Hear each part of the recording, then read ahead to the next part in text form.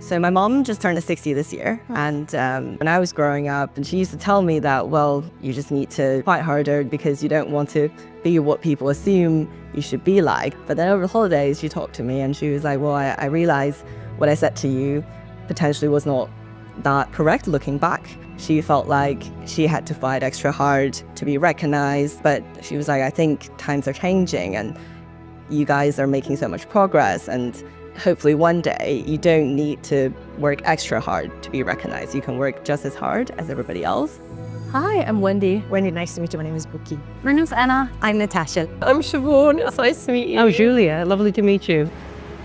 I practiced architecture for over 15 years. The data at the time was that when it comes to the undergraduate degrees, women in this field was usually maybe 50-50 people, male, female in there. But once we go into practice, we're just so few females at the upper levels of the organization. And I was determined that wasn't going to be my story at the time. So I think as a woman growing up, I never thought that there's anything I couldn't do. But then I think as I grew older, I saw that there are women still struggling with that. And that's actually, I co-founded an association 2.5 years ago, which is a networking platform for young women. And I think for me as a woman entering my career, it's just incredibly important that, I have the mutual support of my peers. As I get older, I realize the barriers to why more and more women drop out of the workforce. So I'm actually pregnant. What's so wonderful about LBS is that when you're here for 2 years, you're encouraged to go and do all of these different activities, and that actually those can go and build alternative skill sets that are really useful. And actually parenthood builds some very, very useful skill sets like mentorship, like patience, all of that kind of stuff. Multitasking. Yes.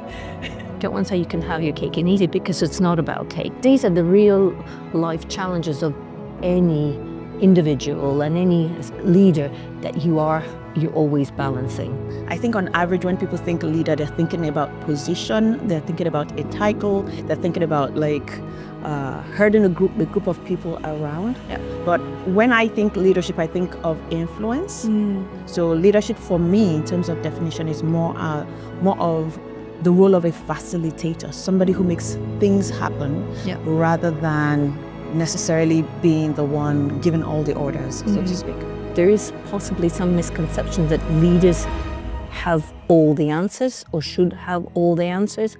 And I think coming back to ethical leadership, it's possibly agreeing on a direction and giving the space for your team to explore and find the answers. You have to have humility. And that means that you've got to be comfortable with being vulnerable. But you also need to know if you have failed, you've tried.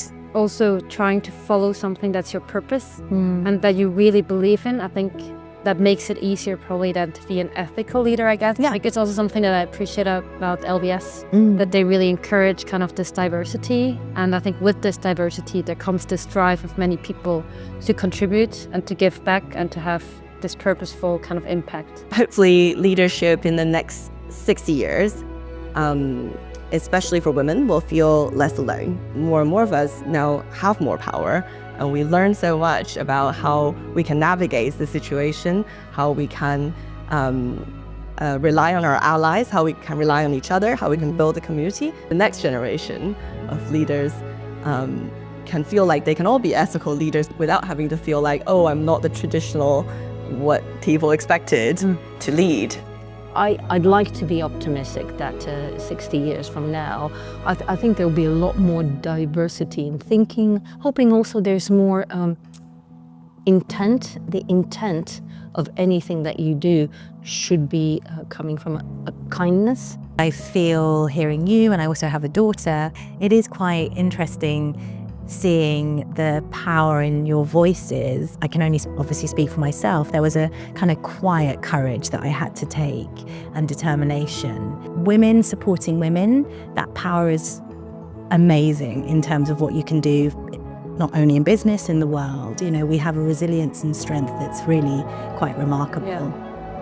So I'm all for female empowerment, and it's great to see, women like you recognizing what support can do, and you're creating legacies, for younger women as well, for the future.